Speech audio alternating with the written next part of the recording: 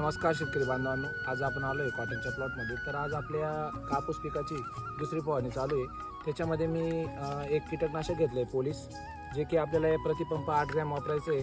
त्यानंतर आपण त्या ठिकाणी फुल धारणेसाठी व फुलपाते लागण्यासाठी आपण त्या ठिकाणी घेतलेलं आहे 05234. याचा आपण 100 ग्रॅम आपण या ठिकाणी वापर करू शकतो प्रतिपंप.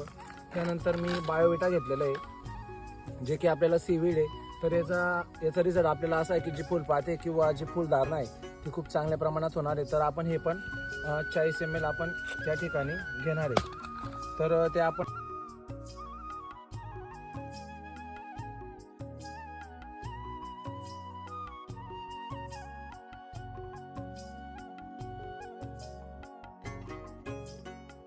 त्यानंतर हे सगळं मिश्रण आपण एका फवारणी पंपमध्ये काढून आपण याचा जर स्प्रे केला तर याचा आपल्याला उत्तम रिझल्ट असा भेटणार आहे.